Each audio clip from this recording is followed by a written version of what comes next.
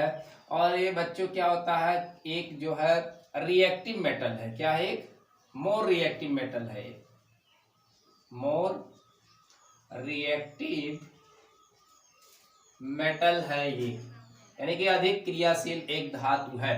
ये सामान्य परिस्थितियों में ही ये जो मेटल्स है आपका Mg, जो मैग्नीशियम का ये मेटल है, ये सामान्य परिस्थितियों में ही वायु से, जो वायुमंडल में आपके ऑक्सीजन है, जो आपके एटमॉस्फेयर में ऑक्सीजन है, ये इसकी सतह पर आकर इससे रिएक्शन करके इसके ऊपर क्या बना लेते हैं, ऑक्साइड का लेयर बना लेते हैं, इसके ऊपर एक परत बना लेते हैं। इस तरीके से एक ऑक्साइड का लेयर, यानी कि मैग्नीशियम ऑक्साइड का इसके ऊपर लेयर बन जाता है। और कुछ जो है इसके ऊपर डस्ट पार्टिकल्स भी आ जाते हैं। क्या आ जाते हैं?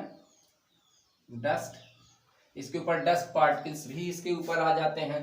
तो ये बना लेता है मैग्नीशियम ऑक्साइड, इसके ऊपर एक लेयर बन जाता है और कुछ डस्ट के पार्टिकल्स भी आ जाते हैं, जिससे क्या होता है, जब हम इसको आप जलाएंगे, इसको हम जलाएंगे तो सीधा ऑक्सीजन इसके संपर्क में नहीं आएगा, इसके ऑक्सीजन इसके सीधे संपर्क में नहीं आएगा। इसलिए ऑक्सीजन, इसको जलाने के लिए ऑक्सीजन इसके ऊपर सीधा संपर्क में आए, इसीलिए इसको हम रेगमाल से क्या करते हैं, साफ कर लेते हैं। तो जलाने से पहले रेगमाल से इसको क्या करते हैं, हम साफ करते हैं इसीलिए। और जब जलाएंगे साफ करके इसके, तो जो मैग्नीशियम ऑक्साइड का आपका जो चूर्ण बनेगा वो आपका शुद्ध होगा। नहीं तो उसमें डस्ट वगैरह इत्यादि होंगे, तो नमी होगी, डस्ट होंगे कुछ, तो उसके ऊपर ऑक्साइड की लेयर्स होगी, तो उसमें अशुद्धियां आ सकती हैं उस पाउडर में। इसलिए इसको साफ करना बहुत ही आवश्यक है। तो ये आपका पहला क्वेश्चन हो गया। आप वीडियो को जो है रिवाइज करके जो है आप इसको आराम से लिख लीजिएगा। तो पहला क्वेश्चन आपका ये हो गया। दूसरा क्वेश्चन है, निम्नलिखित रासायनिक अभिक्रियाओं के लिए संतुलित समीकरण लिखिए। तो संतुलित समीकरण लिखना है। तो क्वेश्चन क्या है, दूसरा क्वेश्चन, संतुलित समीकरण लिखना है। संतुलित समीकरण लिखना है। देखिए क्वेश्चन हम बोल दे रहे हैं, आप नोट कर लेंगे, नहीं तो बहुत समय लेगा। निम्नलिखित रासायनिक अभिक्रियाओं के लिए संतुलित समीकरण लिख लिए। क्वेश्चन दूसरा है, ये चैप्टर के बीच बीच में क्वेश्चन दिए हुए हैं। तो पहला इसमें है, देखिए लिखा क्या हिंदी में आपका यहाँ पर लिखा हुआ, देखिए क्वेश्चन लिखा हुआ है, हाइड्रोजन प्लस क्लोरीन और क्या बन गया है, गिव्स आउट हाइड्रोजन क्लोराइड।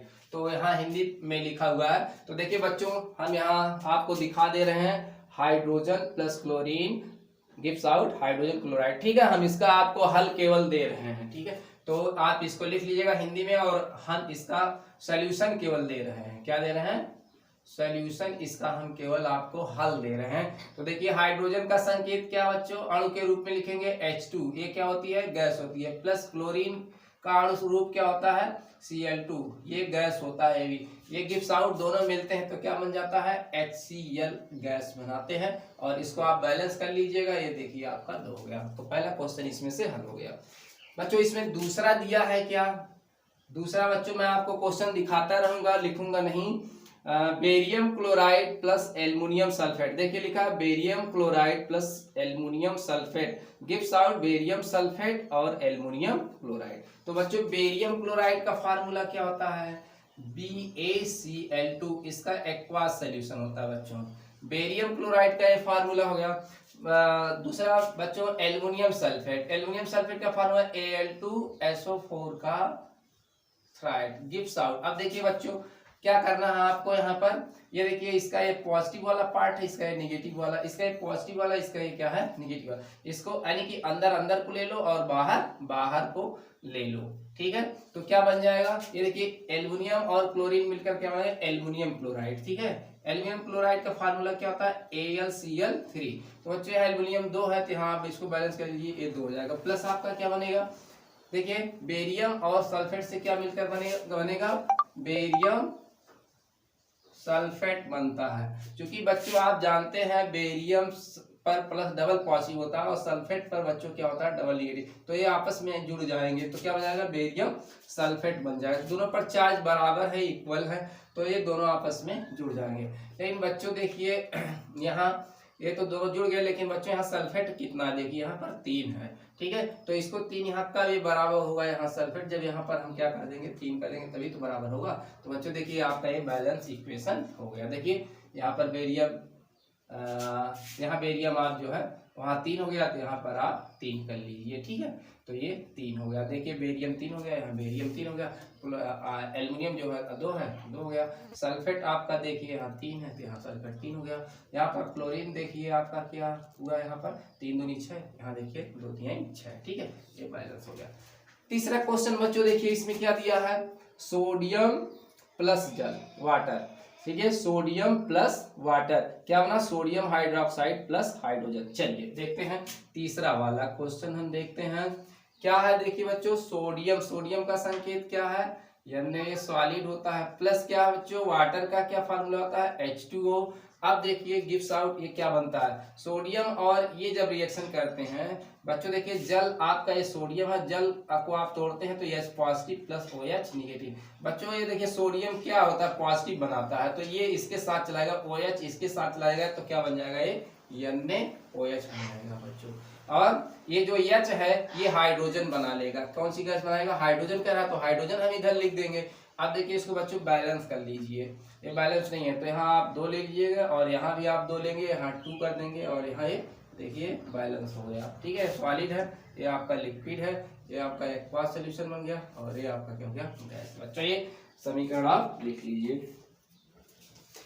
तीसरा क्वेश्चन है बच्चों, तीसरा क्वेश्चन क्या है देखते रहिए बच्चों। क्वेश्चन तीसरा क्वेश्चन है, देखिए हम पढ़ दे रहे हैं, आप नोट कर लेंगे। निम्नलिखित अभिक्रियाओं के लिए उनकी अवस्था के संकेतों के साथ संतुलित रासायनिक समीकरण, अवस्था के साथ, जैसे यहाँ मैं लिखा हूँ सॉलिड लिक्विड गैस जो लिखता हूँ ना ब्रैकेट में, बस उसी तरीके से आपको दिखाना है यहाँ। तो देखिए पहला क्वेश्चन इसमें जल में, पहला क्वेश्चन आप देखिए नोट कर लेंगे, जल में बेरियम क्लोराइड तथा सोडियम सल्फेट के विलयन अभिक्रिया करके सोडियम क्लोराइड का विलयन तथा आघूलनशील बेरियम सल्फेट का अवक्षेप बनाता है, ठीक है। तो देखिए इसका रिएक्शन क्या, पहले क्या कह रहा है, जल में क्या बना है बेरियम क्लोराइड, तो बेरियम क्लोराइड देखिए तीसरे क्वेश्चन का पहला है आपका बेरियम क्लोराइड का किसमें बना है विलयन, जल में, ठीक है, Cl2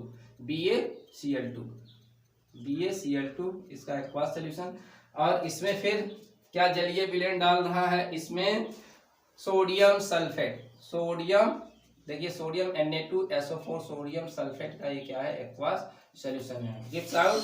अब देखिए बच्चों इसका अंदर अंदर का ले लीजिए और बाहर बाहर का, तो क्या बन जाएगा देखिए बेरियम सल्फेट, तो ये क्या बन जाएगा इसका सफेद अवक्षेप। तो संकेत में आपको क्या कह रहा है, ये सॉलिड आपका बन जाता है एक्वास सॉलिड। और देखिए ये अंदर अंदर से क्या बन गया NaCl2 NaCl एक्वास, इसका घुलनशील होता है नमक पानी में, तो एक्वास सॉल्यूशन इसका बनेगा। चलिए दूसरा बच्चों इसमें क्या है देखिए सोडियम हाइड्रोक्साइड का विलयन, सोडियम हाइड्रोक्साइड का विलयन और हाइड्रोक्लोरिक अम्ल के विलयन में से अभिक्रिया कराइए। तो क्या है दूसरा क्या बच्चा सोडियम हाइड्रोक्साइड, सोडियम हाइड्रोक्साइड का फार्मूला क्या है NaOH, इसका जलीय विलयन होता है बच्चों। और इसमें क्या कह रहा है हाइड्रोक्लोरिक अम्ल का जलीय विलयन, हाइड्रोक्लोरिक अम्ल क्या होगा HCl, इसका क्या है जलीय विलयन कह रहा है, ठीक। अब देखिए इसमें देखिए ये पॉजिटिव इसका, एक पॉजिटिव ये नेगेटिव इसका, इसका नेगेटिव, तो अंदर अंदर का ले लो और बाहर बाहर का, तो देखिए क्या हो गया NaCl क्या होता है बच्चों नमक होता है, साधारण नमक आपका जल में घुला होता है, घुल जाता है, ये बन गया एक्वास, और plus H positive OH negative से क्या बनता है आपको दोनों जोड़ H2O बनता है, तो ये आपका क्या हो गया लिक्विड हो गया। तो बच्चों ये तीसरा क्वेश्चन आपका हो गया। अब देखिए बच्चों एक ये हो गया 3 क्वेश्चन आपका, फिर आगे की तरफ आपका क्वेश्चन इसमें दिया हुआ है, आइए देखिए आगे का क्वेश्चन क्या है बच्चों। तो देखिए आगे का क्वेश्चन बच्चों ध्यान से कंसंट्रेट होकर देखते रहिए, एकदम कॉपी और पेन तो एकदम साथ में होना चाहिए, आप नोट करते रहें।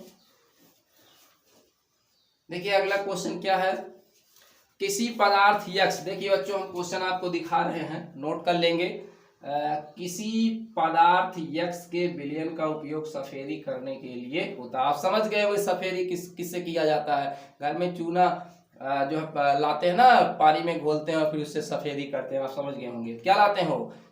कैल्शियम ऑक्साइड CaO, बिना बुझा चूना लेकर आते हैं ना मार्केट से। तो यक्स सफेदी करने के लिए होता है।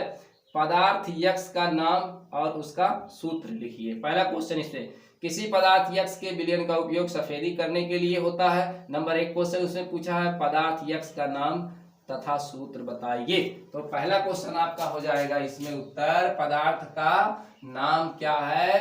कैल्शियम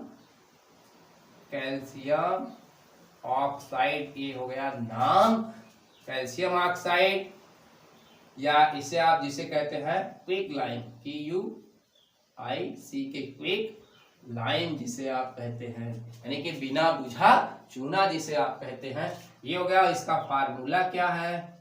इसका फार्मूला भी कह रहा है, तो क्या होगा? CaO। ये कैसा होता है? सॉलिड। मार्केट में आपको क्या मिलता है? बड़े बड़े ढेले के रूप में मार्केट में मिलता है। तो ये हो गया। अब दूसरा इसमें बच्चों, पहले क्वेश्चन का उत्तर हो गया, दूसरे का कह रहा है क्या? ऊपर यानी कि जो फर्स्ट है पहला वाला क्वेश्चन में लिखे पदार्थ यक्स की जल के साथ क्रिया कराइए। तो इसका जो है जल के साथ क्रिया कराना बच्चों। दूसरा क्वेश्चन आपका हो जाएगा, इस कैल्शियम ऑक्साइड का जल के साथ अभिक्रिया आप कराएंगे। जब इसका आप इसके साथ अभिक्रिया कराएंगे तो क्या बन जाएगा? कैल्शियम हाइड्रो ऑक्साइड का ये जलीय विलयन बन जाएगा, जिसे आप क्या कहते हैं? इसको क्या कहते हैं? स्लैग्ड लाइम, यानी कि बुझा हुआ चूना इसको कहते हैं, या कह सकते हैं कैल्शियम हाइड्रो ऑक्साइड। तो बच्चों ये हो गया इसका क्वेश्चन। ये फिर बच्चों अगला क्वेश्चन है, दूसरा क्वेश्चन इसमें दिया हुआ है। ये बच्चों पहला क्वेश्चन है, बीच बीच में चैप्टर के क्वेश्चन दे रहा है। तो पहला क्वेश्चन 3 क्वेश्चन वहां पर हो गया बच्चों। फिर पहला क्वेश्चन आपका दूसरी जगह दिया है, फिर दूसरा क्वेश्चन है बच्चों। देखिए यहाँ पर क्या दिया है? क्रियाकलाप 1.7 में एक परखनली में एकत्रित गैस की मात्रा दूसरी से दुगनी क्यों है?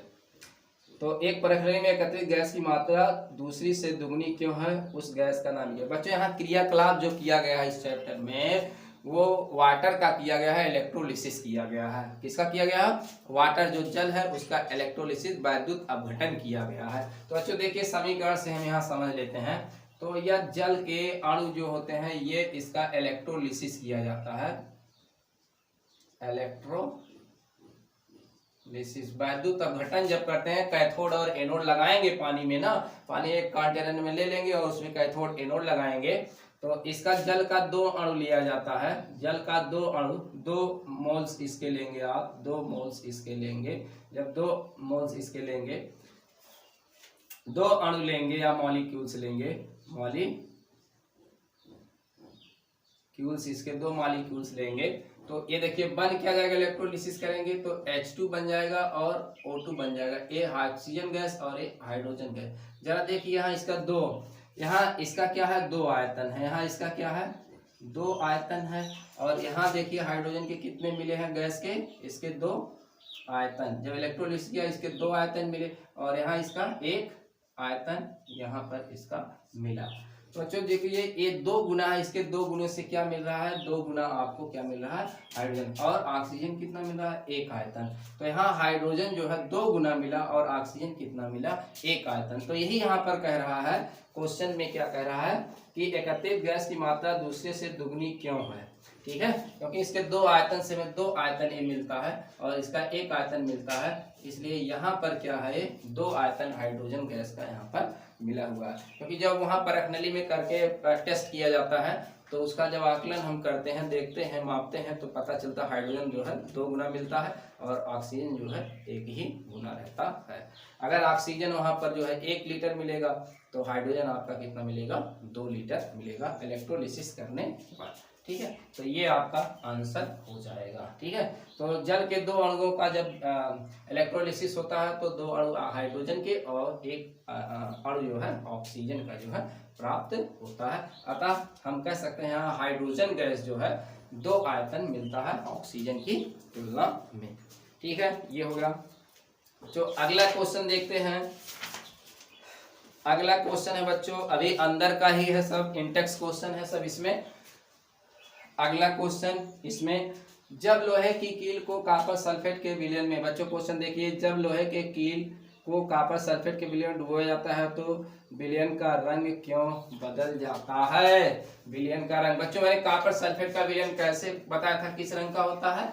नीला रंग का होता है, नीले रंग का विलयन होता है, इसका रंग बदल जाता है। क्यों बदल जाता है? आपको मैंने विद्युत धातु की क्रियाशीलता का क्रम बताया था, विस्थापन क्रियाएं उसी से संबंधित है बच्चों ये। तो देखिए यहाँ पर क्या है, लोहे की कील को कॉपर सल्फेट के विलयन में, देखिए कॉपर सल्फेट का क्या है, ये जलीय विलयन है, कैसा होता है? नीला होता है ये, ठीक, नीला होता है। अब इसमें क्या डाला रहा, आयरन का छड़ डाल दे रहे हैं इसमें, ये आयरन की छड़ देखिए, देखिए आयरन क्या है, इस कॉपर से ज्यादा क्रियाशील है ना, तो ये आयरन क्या होगा, इस कॉपर को इसमें से क्या कर देगा, ये इसको क्या करेगा, यहाँ से विस्थापित कर देगा, ये यहाँ पर चलाएगा और ये वाला यहाँ पर चला जाएगा, तो ये बन जाएगा आपका, ये कॉपर जो है अलग हो गया और ये आपका FeSO4, तो FeSO4 का ये विलयन बन जाता है। ये कैसा विलयन बनता है इसका? हरा, हरा विलयन इसका बनता है, हरा। और ये आपका कैसा होता है? रेड ब्राउन, रेड ब्राउन, ठीक, लाल भूरा होता है। तो क्यों बच्चों हुआ, बस यही आपको लिखना है।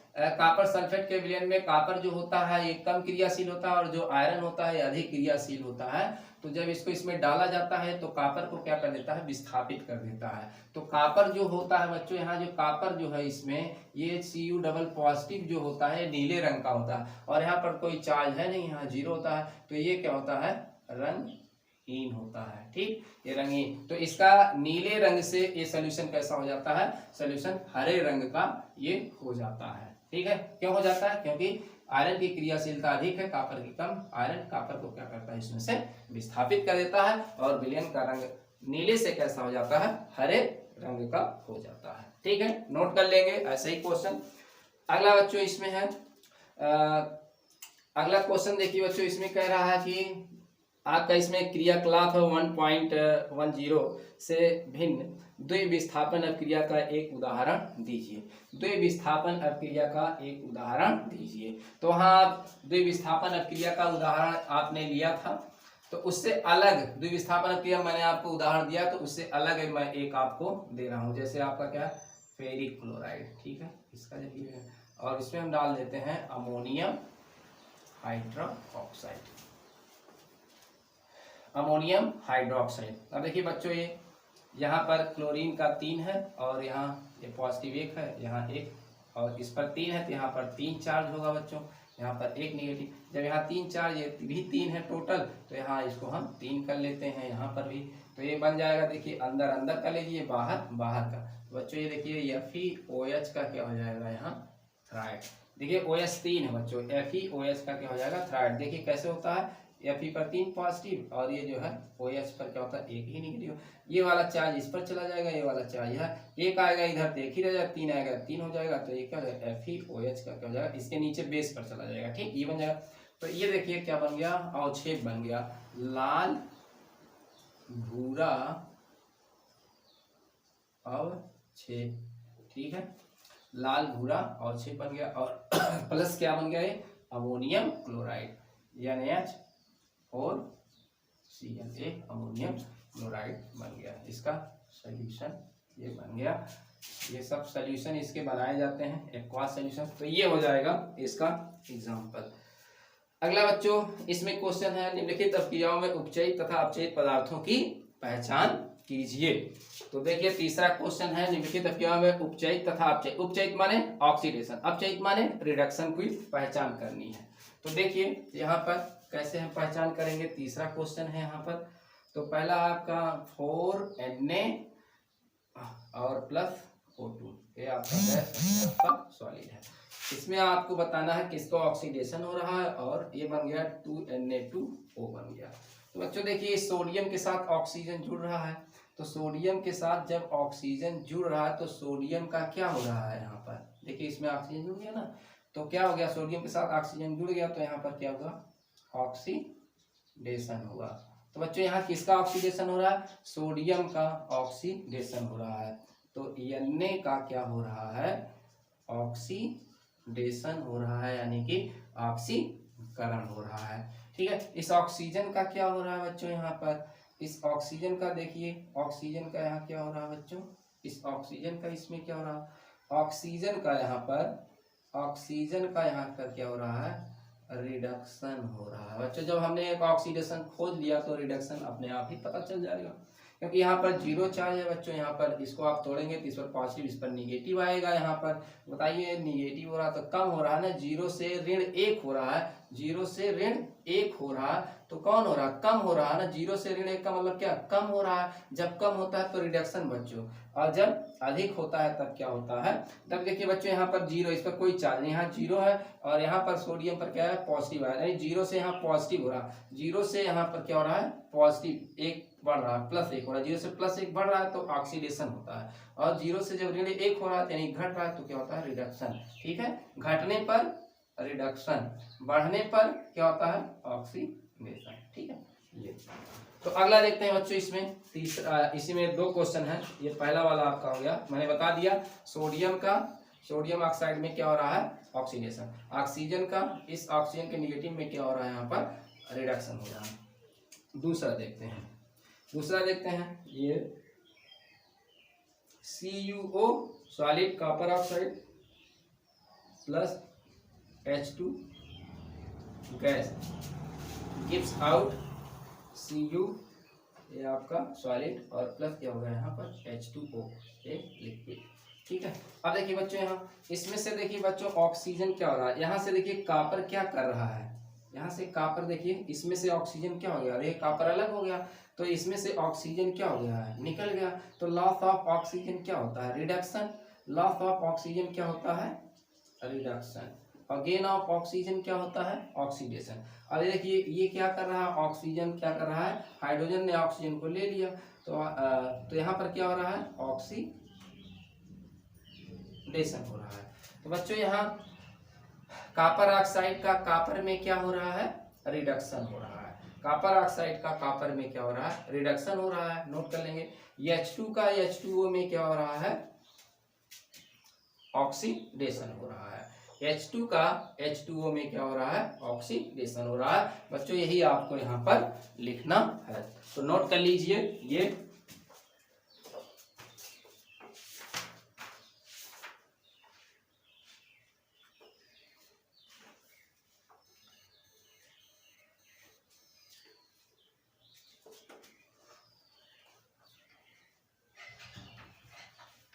हो गया।